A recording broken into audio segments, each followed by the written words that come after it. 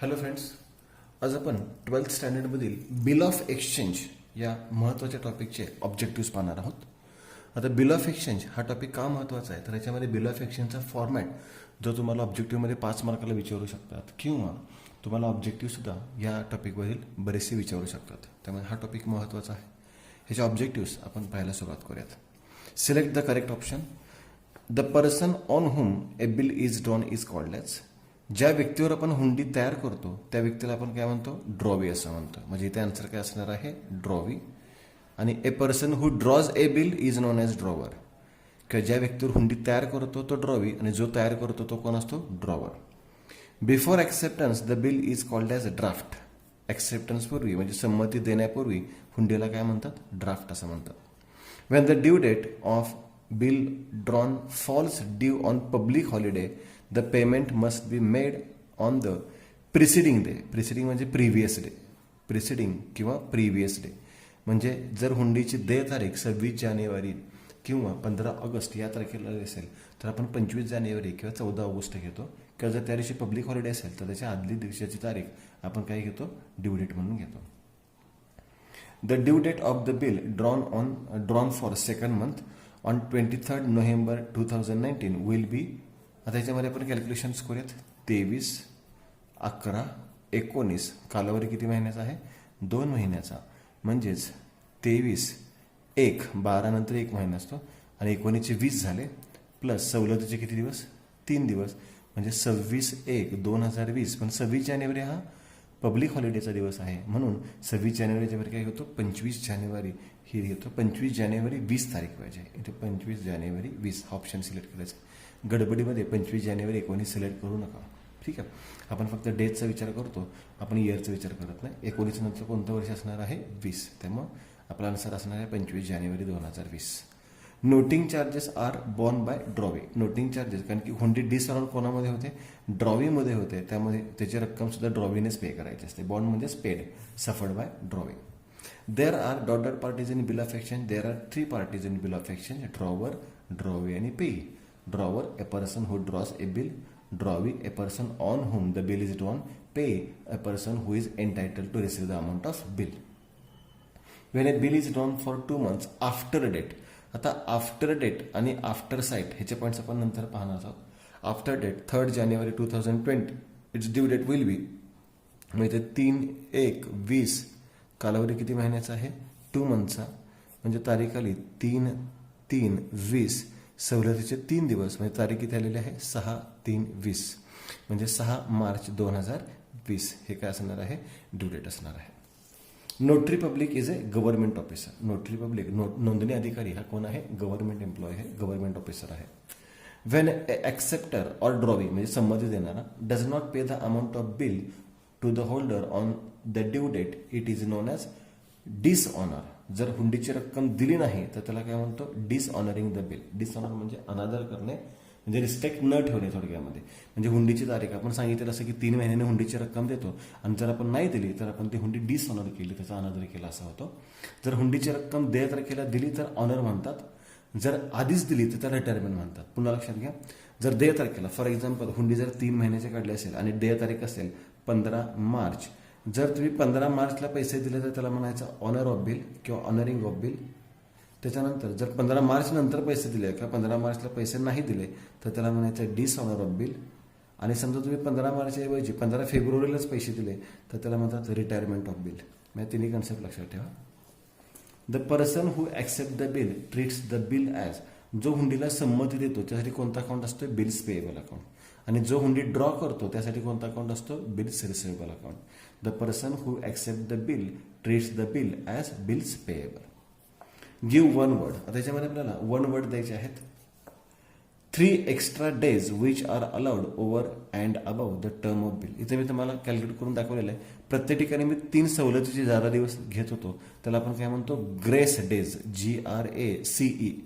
Grace days सवलतीचे जादा दिवस. आणि सवलतीचे जादा दिवस किती असतात? 3 असतात. Fees charge bye notary public for getting the fact of dishonour noted. म्हणजे इथेच आपण पाहिलेलं आहे नोटिंग चार्जेस. म्हणजे हुंडी डिसऑनर होण्याची कारणं त्या नोंदणी अधिकाऱ्याला दाखवावी लागतात, लिहावी लागतात आणि त्यासाठी जो तो फी करतो त्याला काय म्हणतो? Noting charges. A person who is entitled to receive the amount of bill of exchange. मागीच मी सांगितलेलं होतं पेई, ज्या व्यक्तीला हुंडीची रक्कम मिळते किंवा ज्या व्यक्तीचं नाव हुंडीमध्ये दाखवलं जातं, लिहिलं जातं स्पष्टपणे की या व्यक्तीला रक्कम द्या, त्या व्यक्तीला असं काय म्हणतो आपण, पेई असं म्हणतो. A person in whose favour a bill is endorsed. म्हणजे कोण करतोय हे महत्वाचं नाहीये. जो a person who endorse the bill असेल तर एन्डोर्सर शब्द येणार. A person who endorse the bill असेल तर तो एन्डोर्सर म्हणजे ड्रॉवर शब्द येतो. पण ज्याच्या फेवरमध्ये हुंडी एन्डोर्स करायची आहे त्याला आपण एन्डोर्सी असं म्हणतो. एन्डोर्सी किंवा आपण हुंडी नॉर्मली कोणाला हस्तांतर करतो, क्रेडिटरला हस्तांतर करतो. तर एन्डोर्सी हा प्रॉपर शब्द आहे आणि अगदी तुम्हाला एन्डोर्सी शब्द दिला असेल तर क्रेडिटर हा शब्द तुम्ही ऑप्शनमधून सिलेक्ट करू शकता. आणि आन्सर राईट वन वर्ड असेल तर तुम्ही एन्डोर्सी शब्द लिहू शकता. पुढे officer appointed by government for noting of dishonour bill. मग अशीच पाहिलेलं आहे की ज्या ऑफिसरची आपण नोंदणी करतो हुंडीची नोंदणी करण्यासाठी त्याला आपण काय म्हणतो, notary public officer. Notary NOTARY public officer, नोंदणी अधिकारी असं म्हणतो. Cancellation of bill on maturity in return of a new bill for extended period of credit. म्हणजे जुनी हुंडी रद्द करायची आणि नवीन हुंडी तयार करायची त्याला आपण म्हणतो renewal of bill. RENEWAL, renewal of bill. जुनी हुंडी रद्द करून नवीन हुंडी तयार करायची. Bill of exchange drawn and accepted without any valuable consideration. म्हणजे काहीही घेणं देणं नाहीये, एकमेकांच्या मदतीसाठी जर हुंडी तयार केली असेल तर त्याला म्हणतात म्युच्युअल अकॉमोडेशन बिल. त्याला म्हणतात अकॉमोडेशन बिल. म्युच्युअल हेल्पसाठी असतं. म्युच्युअल हेल्पसाठी जे आपण हुंडी तयार करतो त्याला आपण अकॉमोडेशन बिल म्हणतो. आणि खरेदी विक्रीमध्ये जे हुंडी तयार करतात त्याला ट्रेड बिल असं म्हणतात. हे कोणते आहे, drawn and accepted without any valuable consideration, त्याला आपण अकॉमोडेशन बिल असं म्हणतो. Person who is in position of bill of exchange. कोणाच्या पोझिशनमध्ये म्हणजे ताब्यामध्ये बिल ऑफ एक्सचेंज असते तर तो कोण असतोय, ड्रॉवर. जो हुंडी तयार करतो ती वचन चिठ्ठी स्टॅम्प पेपरवर लिहून घेतो आणि तो स्टॅम्प पेपर तो स्वतः जवळ ठेवतो. त्याला काय म्हणतो आपण, ड्रॉवर असं म्हणतो. किंवा त्याला आपण होल्डर असा शब्द सुद्धा वापरतो. होल्डर म्हणजे ज्याच्याकडे हुंडी असते. बऱ्याच वेळा ड्रॉवरकडे हुंडी नसते. ड्रॉवर ती क्रेडिटरला हस्तांतर करतो किंवा बँकेला ट्रान्सफर करतो तर तिथे प्रॉपर शब्द होल्डर लिहा. ड्रॉवर ऐवजी कोणता शब्द लिहा तुम्ही, होल्डर ऑफ बिल असं म्हणू शकता. Conversion of bill of exchange into its present value. Conversion of bill of exchange म्हणजे समजा आपल्याला हुंडी आपण 3 महिन्याची काढलेली होती, म्हणजे 3 महिन्याने हुंडीचे पैसे मिळणार आहेत आपल्याला. परंतु अचानक आपल्याला हुंडीची रक्कम पाहिजे असेल तर त्याच तारखेला आपण हुंडी कन्वर्ट करतो कॅशमध्ये. म्हणजे ती हुंडी आपण कोणाला देतो, बँकेला देतो. त्यामुळे त्याला आपण काय म्हणतो, डिस्काउंटिंग ऑफ बिल. याला आपण काय म्हणतो, डिस्काउंटिंग ऑफ बिल. म्हणजे आपल्याला लगेच पैसे पाहिजे असतील त्याच दिवशी त्याच तारखेला आपण हुंडी कॅशमध्ये कन्वर्ट केली तर त्याला आपण काय म्हणतो, discounting of bill. Amount which is not recoverable from drawee on account of insolvency. म्हणजे जेव्हा ड्रॉवी इन्सॉल्वंट होतो, ड्रॉवीकडून हुंडीची पूर्ण रक्कम मिळत नाही, तेव्हा जी रक्कम मिळत नाही त्याला आपण काय म्हणतो, बॅड डेब्ट्स असं म्हणतो. त्याला आपण म्हणतो बॅड डेब्ट्स. म्हणजे ड्रॉवीकडून आपल्याला हुंडीची रक्कम मिळाली नाही त्याला आपण बॅड डेब्ट्स म्हणतो. म्हणजे ड्रॉवरच्या पुस्तकात बॅड डेब्ट शब्द येतो आणि ड्रॉवीच्या पुस्तकात डेफिसिट शब्द येतो. हा पॉईंट लक्षात ठेवा. स्टेट ट्रू और false. Inland bill is one which is drawn in one country and payable in another country. तर फॉल्स आहे. Payable in one country, drawn in one country and payable in another country असेल तर त्याला आपण foreign bill म्हणतो, inland bill म्हणत नाही. त्यामुळे हे स्टेटमेंट काय आहे, फॉल्स आहे. Retirement of bill means payment of bill before due date. True. आताच मी सांगितलं मुदतीपूर्व हुंडीची रक्कम मिळाली तर त्याला रिटायरमेंट असं म्हणतो. आणि रिटायरमेंटमध्ये रिबेट शब्द येतो. कोणता शब्द येतो, रिबेट. डिस्काउंटला काय म्हणतात ते, रिबेट असं म्हणतात. Drawee can transfer the ownership of bill. False. Drawee हुंडी ट्रान्सफर करू शकत नाही कारण की हुंडी ड्रॉवरकडे असते. ड्रॉवर ती हुंडी ट्रान्सफर करू शकतो, ड्रॉवी ट्रान्सफर करू शकत नाही. Acceptance of bill without making any changes in terms of bill is called as qualified acceptance. बघा हा point. Acceptance of bill without making any changes in the terms of bill is called qualified. त्याला आपण general acceptance म्हणतो, qualified acceptance म्हणत नाही. त्यामुळे statement काय आहे, फॉल्स आहे. याला आपण जनरल ॲक्सेप्टन्स म्हणतो. जर आपण त्याच्यामध्ये चेंजेस केल्या तर त्याला क्वालिफाईड ॲक्सेप्टन्स म्हणतो. इथे without any making any changes आहे. त्यामुळे हे स्टेटमेंट काय आहे, फॉल्स आहे. Discounting is a device to convert the bill into its present value. True. आता सांगितलं आपण आपल्याला प्रेझेंट व्हॅल्यू हवी असेल, आपल्याला हुंडीची प्रेझेंट व्हॅल्यू हवी असेल. इथेच आपण पाहिलेला होता point, conversion of bill of exchange into its present value. तर त्याला आपण काय म्हणतो, डिस्काउंटिंग. म्हणजे हे स्टेटमेंट काय आहे, ट्रू आहे. Discounting is a device to convert the bill into its present value. A bill of exchange must be presented to the acceptor on the due date. True. Bill of exchange आपण ऍक्सेप्टरला सादर केलंच पाहिजे, कारण की नुसते आपण हुंडी तयार केली तर त्या ड्रॉवीने त्याच्यावर सही सुद्धा केली पाहिजे किंवा त्या ऍक्सेप्टरने त्याच्यावर सही सुद्धा केली पाहिजे. म्हणजे ही हुंडी आहे आपण ऍक्सेप्टरला दिली पाहिजे, मग तो त्याची सही देतो आणि शिक्का देतो, संमती देतो. If a bill is discounted by the holder, म्हणजे हुंडी जर डिस्काउंट केली, no entry is pass in his books when bill is honour on the due date. हे स्टेटमेंट सुद्धा काय आहे, ट्रू आहे. कारण की हा पॉईंट ह्याच्यामध्ये बेसिक पॉईंट्स बरोबर समजून घ्या व्यवस्थित. ह्याच्यामध्ये खूप सारे पॉईंट्स महत्त्वाचे आहेत. तुम्हाला एंट्रीज ह्याच्यामध्ये माहिती असणं आवश्यक आहे. आता डिस्काउंटिंग ऑफ बिल म्हणजे काय, त्याची एक छोटीशी डायग्राम तयार करतो. समजा ए या व्यक्तीने बी या व्यक्तीला माल विक्री केला. ए ने कोणाला माल विक्री केला, बी या व्यक्तीला माल विक्री केला.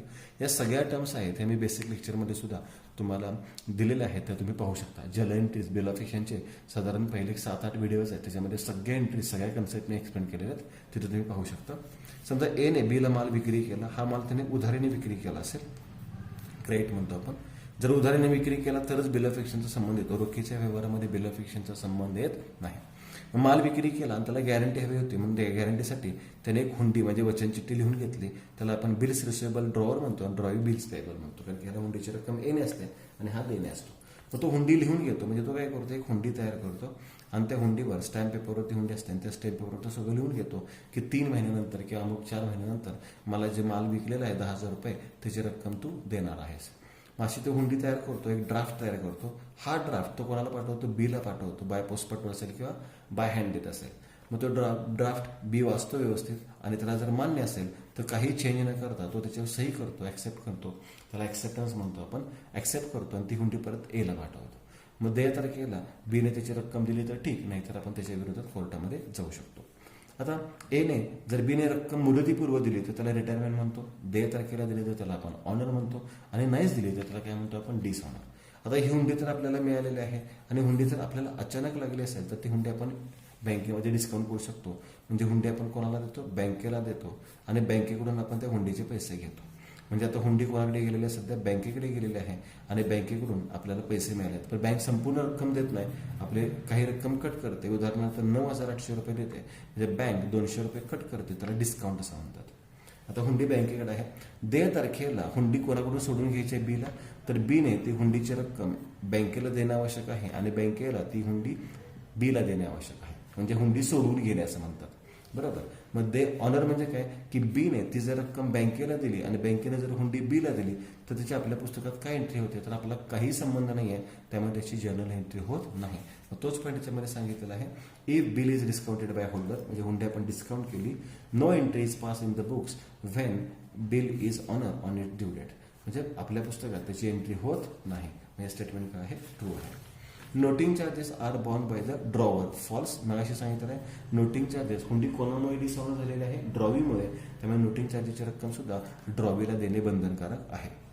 त्यानंतर पुढचे ऑब्जेक्टिव्ह पाहायचं आहे. If a bill is drawn payable on demand, bill is drawn payable on demand, no grace days are allowed. आता ऑन डिमांड असेल म्हणजे मागता क्षणी, म्हणजे मी सांगितलं की आज मी तुला माल विक्री करतोय पण मला मागच्या क्षणी पैसे द्यायचे आहेत. मागच्या क्षणी म्हणजे मी ज्या तारखेला पैसे मागेन त्या तारखेला तुम्हाला ती रक्कम द्यावीच लागेल. त्याच्यामध्ये सवलतीचे ज्यादा दिवस मिळत नाही. हे टेस्ट स्टेटमेंट काय आहे, ट्रू आहे. There are 3 parties into a promissory note. Promissory नोटमध्ये 3 पार्टीज असतात, फॉल्स. कारण की मी सांगितलेलं आहे प्रॉमिसरी नोट काय, बिल ऑफ एक्सचेंज म्हणजे काय, की बिल ऑफ एक्सचेंज म्हणजे माल विक्री करतो आणि त्याच्याबद्दल आपण हुंडी घेतो. प्रॉमिसरी नोट काय असते, तर प्रॉमिसरी नोटमध्ये 3 पार्टीज नसतात. प्रॉमिसरी नोटमध्ये किती पार्टीज असतात, 2 पार्टीज असतात. तर हे स्टेटमेंट काय आहे, फॉल्स आहे. चल यानंतर फाइंड ऑड वन. ह्यातला ऑड वन आहे तो बाजूला काढायचा आपल्याला. रिटेनिंग म्हणजे हुंडी स्वतःजवळ ठेवणे, डिस्काउंटिंग म्हणजे हुंडी बँकेला सादर करणे, एन्डॉर्सिंग म्हणजे हुंडी हस्तांतर करणे आणि नोटिंग म्हणजे हुंडी डिसऑनर झाल्यानंतर त्याची नोंदणी करणे.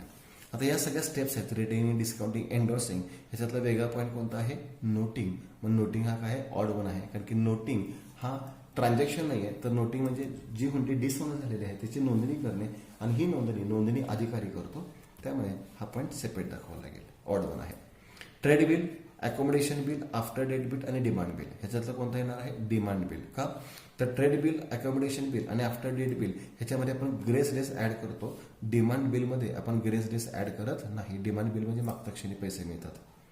नोटरी पब्लिक, ड्रॉवर, ड्रॉवी आणि पे सिंपल आहे. नोटरी पब्लिक कारण की बिल ऑफ एक्सचेंजच्या 3 पार्टीज आहेत आणि हा नोटरी पब्लिक हा पब्लिक ऑफिसर आहे, गव्हर्नमेंट ऑफिसर आहे.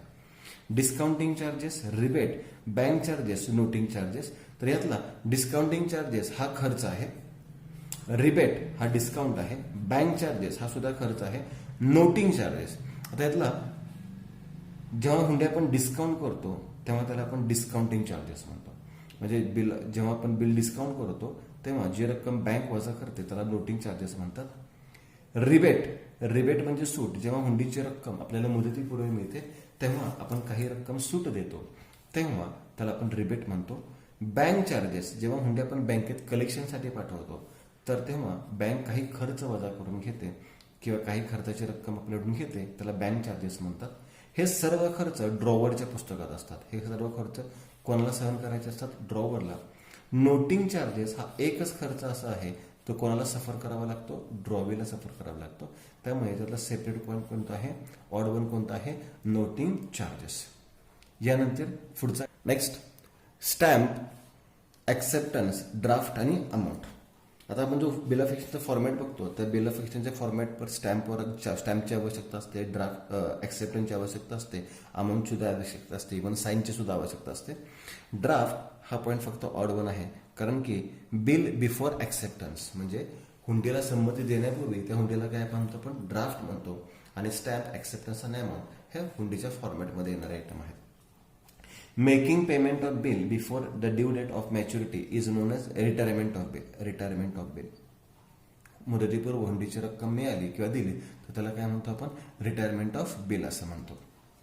Person whose liabilities are more than his assets or is not in a position to pay off his liabilities is called as insolvent person.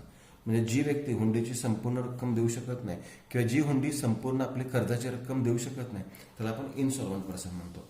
Amount that cannot be paid by acceptor on account of insolvency is known as. तो माशीच point सांगितलेला होता मी. ह्याला आपण म्हणतो deficiency किंवा deficit म्हणतात. Deficiency म्हणजे जी रक्कम इन्सॉल्वंट झाल्यानंतर, कोण? ड्रॉवी म्हणजे ऍक्सेप्टर इनसॉल्वंट झाल्यानंतर, म्हणजे आपण स्वतः इनसॉल्वंट झालेलो आहे आणि आपण हुंडीची रक्कम संपूर्ण देऊ शकत नसेल तर त्याला बॅड डेट्स म्हणायचे नाहीत. कारण की आपण पैसे देणे आहे.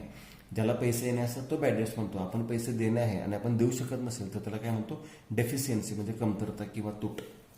A bill of exchange payable after certain period is known as. म्हणजे काही विशिष्ट कालावधीनंतर जर आपण हुंडीची रक्कम देणे असू तर त्याला काय म्हणतो आपण? After date bill. याला आपण म्हणतो after date bill. Certain period म्हणजे ठराविक कालावधीनंतर आपण हुंडीची रक्कम देणे असो तर त्याला म्हणतात after date bill. A bill is drawn and accepted with valuable consideration. Valuable consideration असेल तर काय म्हणतो आपण? Trade bill. आणि विदाउट कन्सिडरेशन असेल तर त्याला काय म्हणतो आपण? Accommodation bill. A person who draws the bill of exchange is known as. जो व्यक्ती हुंडी तयार करतो त्याला आपण काय म्हणतो? ड्रॉवर. ज्याच्यावर हुंडी तयार करतो त्याला काय म्हणतो आपण? Drawee. A bill whose due date is calculated from the date of acceptance. Sorry, हे पॉईंट दिसत नाही व्यवस्थित, परत एकदा रिपीट करतो. A bill of exchange payable after certain period is known as after date bill. त्याच्यानंतर a bill which is drawn and accepted with valuable consideration is known as trade bill. आणि last point होता, sorry, a person who draws the bill, drawer म्हणतो आपण त्याला. आणि last point होता ए bill whose due date म्हणजे ज्या हुंडीची देय तारीख इज कॅल्क्युलेटेड, आपण कॅल्क्युलेट करतो. केव्हापासून कॅल्क्युलेट करतो? पुढे पाहता, from the date of acceptance. From the date of acceptance is called as. याला आपण काय म्हणतो? After sight bill. याला आपण म्हणतो आफ्टर साइट बिल. म्हणजे हुंडी तयार केल्या तारखेपासून जर आपण कालावधी मोजला तर आफ्टर डेट बिल म्हणतात. आणि हुंडीला संमती दिल्यापासून जर पुढचा कालावधी मोजला आपण तर त्याला काय म्हणतो आपण? आफ्टर साइट बिल असं म्हणतो.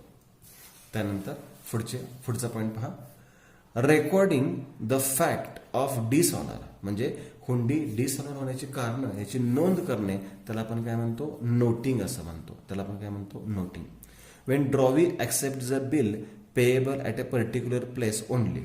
म्हणजे ड्रॉवी काय करतो, हुंडीला संमती देतो, परंतु एका विशिष्ट तारखेला त्याची रक्कम देणे आहे असं तो सांगतो. याला आपण काय म्हणतो, Wien drawee accept the bill payable at a particular place only, त्याला आपण म्हणतो क्वालिफाईड ॲक्सेप्टन्स. म्हणजे त्याची कंडिशन आहे, त्याला आपण म्हणतो क्वालिफाईड ॲक्सेप्टन्स.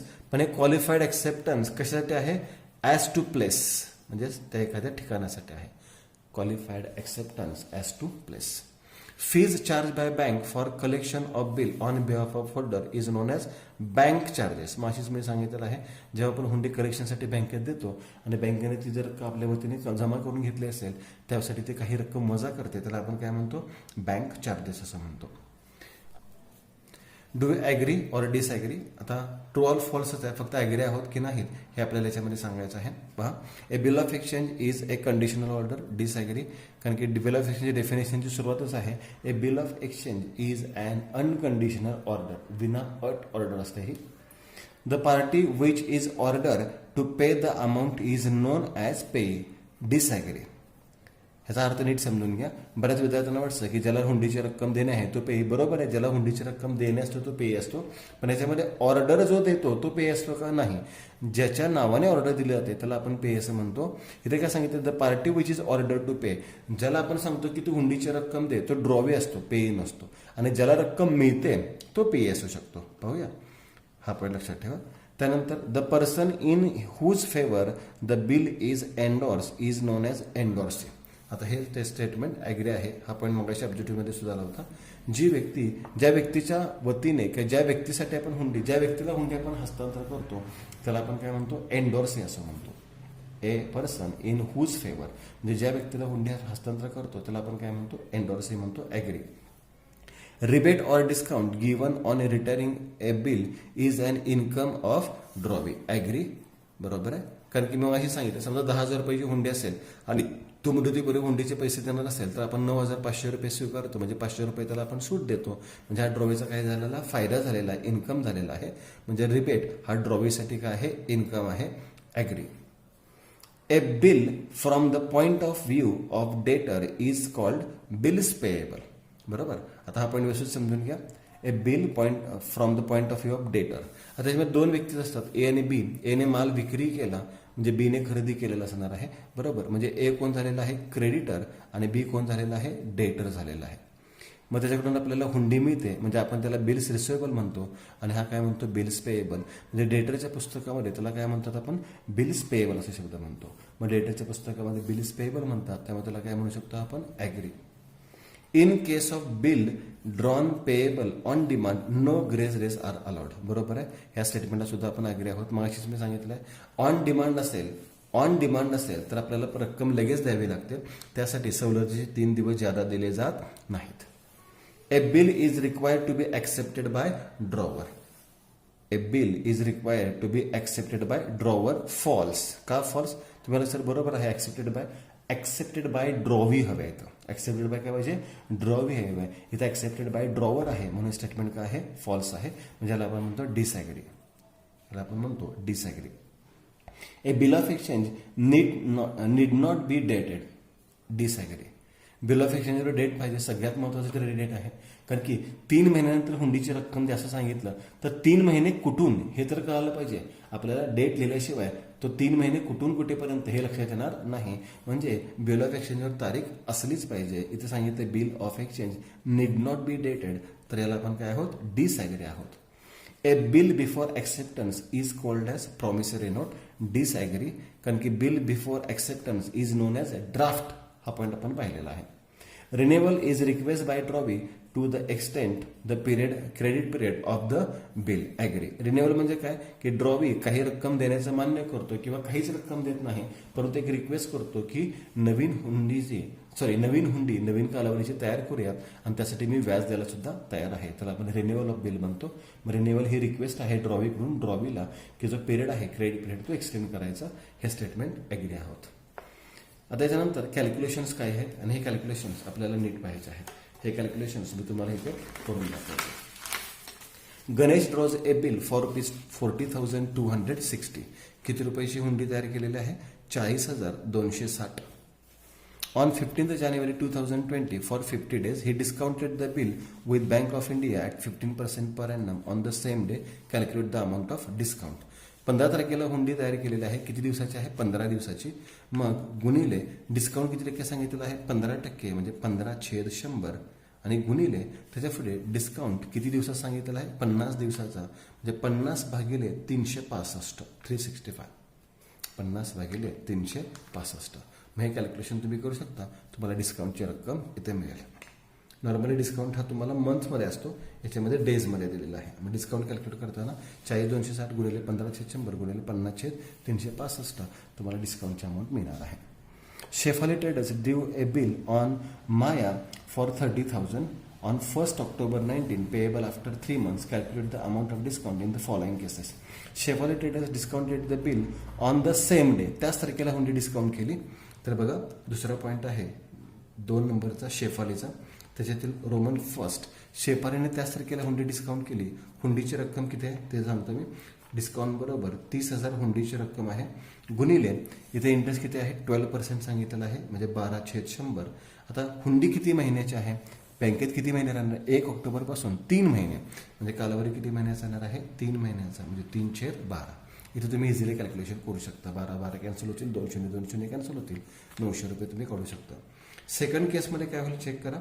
सेकंड केसमध्ये अमाऊंट तरी हुंडीची सेमच आहे आणि पर्सेंटेज पण सेमच सांगितलेले आहे, 12/100. परंतु काय सांगितलं आहे? Shefali traders discounted the bill on 1 November, म्हणजे ऑक्टोबर नंतर नोव्हेंबर सांगितलंय, म्हणजे 1 महिन्यानंतर, म्हणजे 1 महिना पूर्ण झाला.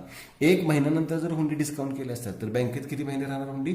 3 ऐवजी 2 महिने राहणार, म्हणजे इथे 2 महिन्याचा कालावधी येईल, म्हणजे इथे 400 रुपये येऊ शकतात. सॉरी, 600 रुपये. इथे 900 रुपये येतील आणि इथे 600 रुपये येऊ शकतात. आणि तिसरी केस काय आहे? Discount is equal to 30,000 into 12/100 into, आता इथे काय सांगितलं? Shefali traders discounted the bill on 1 December, म्हणजे ऑक्टोबर पूर्ण संपला, नोव्हेंबर पूर्ण संपला, 1 डिसेंबरला, म्हणजे 2 महिन्यानंतर हुंडी डिस्काउंट केली. मग 1 डिसेंबरपासून पुढे 3 महिन्यापैकी 2 महिने गेले आणि 1 महिन्यासाठी हुंडी बँकेत राहणार आहे, म्हणजे 1/12, म्हणजे इथे डिस्काउंट किती येणार आहे? 300 रुपये. त्यानंतर तिसरा पॉईंट पाहूयात आपण. काय सांगितलं आहे? Veena who had accepted Sudha's bill for ₹28,000 was declare bankrupt and only 35 पैसे इन अ रुपी. हा पॉईंट व्यवस्थित समजून घ्या. त्याचा अर्थ कळला की तुम्हाला कॅल्क्युलेशन कळेल. 35 पैसे म्हणायचं नाहीये, तर 35 पैसे इन अ रुपी, म्हणजे याचा अर्थ होतो 1 रुपयातील पैसे 35 पैसे. 1 रुपयातील 35 पैसे म्हणजेच 35%. लक्षात घ्या, म्हणजे जेवढे पैसे असतात तेवढे काय असते? टक्के असते. मग 1 रुपयातील 50 पैसे म्हणले की 50%, 10 पैसे म्हणले तर 10%, म्हणजे 35% आपल्याला कॅल्क्युलेट करायचं आहे. Could be recover from calculate the amount of bad debt शोधून काढायचे. 35 पैसे मिळाले. आता बरेच विद्यार्थी काय करतात? एवढंच कॅल्क्युलेशन करतात की 28,000 गुणिले 35/100 एवढंच कॅल्क्युलेशन करतात आणि आन्सर नाही. ही रक्कम मिळणार आहे. ही रक्कम काय असणार आहे? मिळणार आहे. माझं जे कॅल्क्युलेशन आहे ती रक्कम मिळणार आहे. बॅड डेटची रक्कम कशी काढायची? तर 28,000 मधून हे 28,000 येणं होतं, त्यातून ही जी कॅल्क्युलेट केलेली रक्कम आहे ती रक्कम वजा करा आणि जी रक्कम राहणार आहे याला आपण काय म्हणणार आहोत? बॅड डेट्स म्हणणार आहोत. याला आपण काय म्हणणार आहोत? Bad debts. कॅल्क्युलेशन तर ऑफकोर्स तुम्हालाच करायचं आहे, कारण पेपरमध्ये ॲज इट इज तर विचारणार नाही आहेत, त्याच्यामध्ये कॅल्क्युलेशन तुम्हालाच करावं लागेल. यानंतर Nitin renewed his acceptance for 72,000 bye paying 22,000 in cash and accepting a new bill for the balance plus interest at 18% per annum for 4 months. Calculate the amount of new bill. आता न्यू बिलची amount कशी calculate करायची? याच्यामध्ये old bill किती रुपयाचं होतं ते आधी चेक करूयात. ओल्ड बिलची अमाऊंट किती होती? 72,000. आता या टाईपचे एक्झाम्पल, या टाईपच्या कॅल्क्युलेशनसाठी तुम्ही आपले जे बेसिक एक्झाम्पल्स आहेत किंवा एक्झाम्पल जे सॉल्व्ह करून दिले ते पाहू शकता. त्याच्यामध्ये इंटरेस्टचं कॅल्क्युलेशन मी शिकवलेलं आहे. 72,000 ते ओल्ड बिल होतं, त्यातले रोख आपल्याला किती मिळालेले आहेत? कॅश 22,000. कॅश मिळाली की त्याच्यावर आपण काही व्याज आकारत नाही, म्हणजे राहिले किती रुपये? आता 50,000 रुपये. राहिले किती रुपये? 50,000 रुपये. गुणिले 50,000चा किती टक्के सांगितलेला आहे? 18%, म्हणजे 18/100 आणि गुणिले नवीन कालावधी किती महिन्याचा आहे? 4 महिन्याचा, म्हणजे 4/12. ही जी रक्कम तुम्हाला मिळेल ही रक्कम कशाची मिळणार आहे? इंटरेस्टची रक्कम मिळणार आहे. ही रक्कम कशाची मिळणार आहे? इंटरेस्ट, व्याजाची रक्कम मिळणार आहे. आता आपल्याला न्यू बिलची अमाऊंट शोधून कशी काढायची आहे? तर न्यू बिलची अमाऊंट कशी असणार आहे? 72 पैकी 22 मिळाले. 72 पैकी 22 मिळाले म्हणजे शिल्लक किती राहिले? 50,000 रुपये. पण हे 50,000 रुपये कसे? And accepting a new bill for the balance म्हणजे 50,000 प्लस इंटरेस्ट, प्लस ही जी रक्कम तुमची इंटरेस्ट येणार आहे ती इंटरेस्टची रक्कम त्याच्यामध्ये तुम्ही ऍड करा, म्हणजे तुम्हाला जी रक्कम मिळेल ती रक्कम कशाची असणार आहे? न्यू बिलची असणार आहे.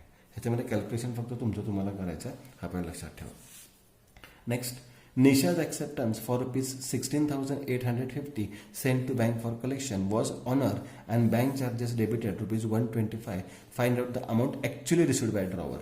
म्हणजे हुंडे आपण कलेक्शनसाठी पाठवली होती बँकेमध्ये 16,850. म्हणजे ड्रॉवीने त्या हुंडीची रक्कम दिली की माझ्या खात्यावर जमा करा असं आपण बँकेला इंटिमेशन देऊन ठेवलेली होती. त्याच्यानंतर हुंडी ऑनर केली, म्हणजे ड्रॉवीने ते पैसे बँकेला दिले 16,850 आणि तो हुंडी सोडून घेऊन गेला. बँकेने काय केले की बँक चार्जेस आकारलेले आहेत 125, म्हणजे बँक चार्जेस हा खर्च आहे, म्हणजे 16,850 मधून 125 वजा होतील आणि राहिलेली रक्कम आपल्याला मिळणार आहे 16,725 रुपये. किती रुपये मिळणार आहे? 16,725 रुपये. Find out the amount actually received, म्हणजे आपल्याला ऍक्च्युअली अमाऊंट किती मिळणार आहे? 16,725 रुपये. यानंतर ए बिल ऑफ रुपीज 16,000, हुंडी किती रुपयाची आहे? 16,000ची, was drawn by Keshav on Gopal for 12th June for 2 months. What will the due date if all the sudden the legal due date is declare as emergency holiday. आधी कॅल्क्युलेशन करून दाखवतो मी. किती महिन्याची हुंडी, किती तारखेची हुंडी आहे? 12 जून, 12/6/19. किती दिवस महिने सांगितले? 2 महिन्याची, म्हणजे 12/8/19. सवलतीचे किती दिवस असतात? 3. तारीख किती आली? 15 ऑगस्ट 19. 15 ऑगस्ट 19. आता ऍक्च्युली 15 ऑगस्ट ही तारीख पब्लिक हॉलिडेची आहे. मग पब्लिक हॉलिडे असेल तर आपण आदला दिवस घेतो, म्हणजे आधीचा दिवस घेतो. किती घेणार आपण? 14/8/19. पण त्यांनी काय सांगितलेलं आहे? If all of sudden the legal due date is declare as emergency holiday. आता हे 15 ऑगस्ट आहे, मान्य आहे, परंतु त्यांनी सांगितलं तारीख त्याच्यामध्ये कदाचित त्यांनी बाय मिस्टेकली घेतली असेल 12 जून. पण जेव्हा इमर्जन्सी हॉलिडे असतो, म्हणजे अचानक जर सुट्टी द्यावी लागली असेल, इमर्जन्सी हॉलिडे असेल, अचानक सुट्टी द्यावी लागेल, तर आपल्याला माहित नाही की सुट्टी असणार आहे. जर अचानक सुट्टी गव्हर्नमेंटने जाहीर केली तर आधीचा दिवस घेऊ शकत नाही, आपण नेक्स्ट डे घेऊ शकतो. म्हणजे तारीख किती असणार आहे? 16/8/2019. इमर्जन्सी हॉलिडेमध्ये आपण नेक्स्ट डे घेतो आणि बाबा पब्लिक हॉलिडे असेल तर आपण प्रिव्हियस डे घेतो. म्हणजे या केसमध्ये लिगल ड्यू डेट किती असणार आहे? 16 ऑगस्ट 2019 असणार आहे. यानंतर हा बिल ऑफ हिलचं फॉर्मॅट आहे. फॉर्मॅट नंतर कम्प्लीट द फॉलोइंग टेबल. आता या फॉलोइंग टेबलमध्ये काही ठिकाणी आफ्टर डेट शब्द वापरलेला आहे आणि काही ठिकाणी आफ्टर साईट शब्द वापरलेला आहे. आपण मगाशी हा पॉईंट पाहिलेला आहे. आफ्टर डेट आणि आफ्टर साईट हे 2 ऑब्जेक्टिव्ह ह्याच्यामध्ये होते. आफ्टर डेट म्हणजे काय की डेट ऑफ बिलपासून आपण कालावधी सुरू करतो. आफ्टर साईट म्हणजे काय तर डेट ऑफ ऍक्सेप्टन्स पासून आपण ड्यू डेट काढायला सुरुवात करतो. म्हणजेच काय डेट ऑफ ड्रॉइंग, याच्यामध्ये हुंडी किती तारखेला तयार केलेली आहे? 30/1/19ला. डेट ऑफ ऍक्सेप्टन्स किती आहे? 1/2/19. 60 डेजचा कालावधी आहे. आता ड्यू डेट कॅल्क्युलेट करण्यासाठी इथे काय सांगितलेलं आहे? After date. आफ्टर डेट आहे म्हणजे आपण ऍक्सेप्टन्स डेट विचारात घेत नाही. 30 पासून आपण पुढे काउंट करतो. 60 डेज आहे. 60 डेज 30 जानेवारीपासून मोजूयात. आता जानेवारी महिन्यातली 30 तारीख म्हणजे जानेवारी महिन्यातला किती दिवस राहिलेला आहे? 1 दिवस राहिलेला आहे आणि जानेवारी महिना संपला, म्हणजे राहिले किती आता? 59 दिवस. फेब्रुवारी महिन्यात किती दिवस असणार आहेत? 28, म्हणजे राहिले किती दिवस आता? 31. मार्चमध्ये किती दिवस असणार आहेत? 31, म्हणजे मार्च महिना संपला 0, म्हणजे एप्रिलची 0 तारीख आली. सवलतीचे किती दिवस घेतो आपण? 3 दिवस घेतो. म्हणजे तारीख किती आलेली आहे? 3 एप्रिल, म्हणजे इथं तारीख किती येणार आहे? 3 एप्रिल 2019. हे कॅल्क्युलेशन व्यवस्थित लक्षात ठेवा. त्याच्यानंतर आहे आफ्टर साईट. आफ्टर साईट म्हणजे काय तर याच्यामध्ये डेट ऑफ ड्रॉइंग घेत नाही आपण, डेट ऑफ ऍक्सेप्टन्स घेतो. मग तारीख किती असणार आहे? 21/8/19. सवलतीचे किती दिवस आहेत? 3 महिने आहेत. सवलतीचे 3 महिने आहेत. म्हणजे तारीख किती झाली? 21/11/19 आणि सवलतीचे 3 दिवस किती झाले? मग 24/11/19. सॉरी, इथे सवलतीचे दिवस म्हणू शकत नाही आपण. इथे हुंडीचा कालावधी किती महिन्याचा आहे? 3 महिन्याचा आहे. मग 3 महिने ऍड केले, नंतर सवलतीचे 3 दिवस ऍड केले, तारीख किती आली? 24/11/19. इथे सुद्धा आफ्टर डेट सांगितलंय. आफ्टर डेट म्हणजे दे तारीख काढताना आपण डेट ऑफ ड्रॉइंगचा विचार करायचा आहे. डेट ऑफ ड्रॉइंग किती आहे मग 23/12/19. हा पण व्यवस्थित समजून घ्या. 23/12/19 आणि किती महिन्याचा आहे 1 महिन्याचा आहे. म्हणजे प्लस 1 महिना ॲड केला आपण, कालावधी 1 महिन्याचा आहे. म्हणजे 23/12 नंतर पहिला महिना म्हणजे जानेवारी 19 ऐवजी किती होणार आहे 20. सवलतीचे आपण कंपल्सरी किती दिवस मिळवतो 3 दिवस मिळवतो. तारीख किती आली 26/1/20. आता 26 जानेवारी पब्लिक हॉलिडे आहे म्हणजे आपण तारीख किती घेणार 25/1/20. इथे 25/1/20 येणार आहे. याच्यामध्ये आफ्टर डेटच आहे. आफ्टर डेट आहे म्हणजे सिंपल कॅल्क्युलेशन आपण नाही तर 28/1/19. 28/1/19 1 मंथ सांगितलेलं आहे. आफ्टर डेट म्हणजे 1 मंथ म्हणजे तारीख किती आली 28/2/19. आता सवलतीचे किती दिवस घेतो आपण 3 दिवस. पण 28 नंतर महिने संपतात कारण की हा 19 म्हणजे 2019 आहे. म्हणजे इथे दिवस संपलेले आहेत. मग तारीख किती येणार आहे 3/मार्च/19. तारीख किती येणार आहे इथे 3/मार्च/19. पुढचा पॉईंट बघूयात आपण. इथे आफ्टर डेट शब्द वापरलेला आहे. आफ्टर डेट म्हणजे 30/6 पासूनच सुरुवात करायची आहे. 30/6/19. सवलतीचे किती दिवस आहेत 45 दिवस. मग 45 डेज. जून महिना 30 दिवसाचा असतो म्हणजे जून महिन्यात संपलेला आहे. जून महिन्यातले काहीच दिवस शिल्लक नाही आहेत. जसं इथे आपण पाहिलं 30 जानेवारी म्हणजे जानेवारीतला 1 दिवस शिल्लक राहिला होता. इथं 30 जून आहे म्हणजे जून महिन्यातले काहीच महिने शिल्लक नाही आहेत. राहिले आहे 45 वजा. जून नंतर कोणता महिना असतो जुलै महिना असतो. जुलैतले तारीख दिवस किती असतात 31 म्हणजे राहिले तिथे आता 14. जुलैनंतर कोणता महिना असतो ऑगस्ट आणि आपल्या कॅलेंडरमध्ये 14 ऑगस्ट ही तारीख येऊ शकते. त्याच्यामध्ये सवलतीचे किती दिवस मिळवायचे 3. तारीख किती येणार आहे 17 ऑगस्ट म्हणजे तारीख किती असणार आहे 17 ऑगस्ट 19. ठीक आहे. यानंतर हे कॅल्क्युलेशन ते सेम तसंच आहे. नॉमिनल ड्यू डेट आणि लिगल ड्यू डेट म्हणजे 3 दिवस ॲड करण्या दिवशी 3 दिवस ॲड केल्यानंतरची लिगल डेट काढायची आहे. पाहूयात आता 3 जानेवारी 5 जानेवारी 45 डेज आफ्टर डेट आहे म्हणजे 3 जानेवारीपासून सुरुवात करायची. 3/1/20 सवलतीचे किती दिवसाचं आहे 45 डेजचा 45 डेज. आता 45 डेजचं कॅल्क्युलेशन कसं करायचं. जानेवारी महिन्यातले 3 दिवस संपले म्हणजे जानेवारी महिन्यातले किती दिवस राहिले 28. जानेवारी महिना संपला 3 दिवस संपलेले होते राहिले 28 दिवस. 28 दिवस वजा केले तर वजाबाकी आली 17. फेब्रुवारीमध्ये 17 दिवस 17 तारीख असते. सवलतीचे 3 दिवस म्हणजे तारीख किती आलेली आहे 20 फेब्रुवारी. ह्याची तारीख किती आलेली आहे 20 फेब्रुवारी म्हणजे नॉमिनल ड्यू डेट आली 17 फेब्रुवारी आणि लिगल ड्यू डेट किती आली 20 फेब्रुवारी. याच्यामध्ये सुद्धा आफ्टर साईट आहे. आफ्टर साईट म्हणजे 9 एप्रिल घ्यायची नाही तर तारीख किती घ्यायची 12 एप्रिल. आफ्टर साईट म्हणजे 12 एप्रिल 29 आहे 12 एप्रिल 29 प्लस किती महिने ॲड करायचे आपल्याला 4 महिने ॲड करायचे म्हणजे 12/8/29 तारीख आली. त्याच्यानंतर सवलतीचे किती दिवस घेतो आपण 3 म्हणजे तारीख किती आली 15/8/29. गडबड करायची नाही आहे 15/8 म्हणजे 15 ऑगस्ट पब्लिक हॉलिडे आहे. तारीख किती घेणार आपण 14/8/29. ह्याच्यामध्ये तारीख 14/8/29 म्हणजे इथे 12 येईल आणि इथे किती येणार आहे 14/8 येणार आहे.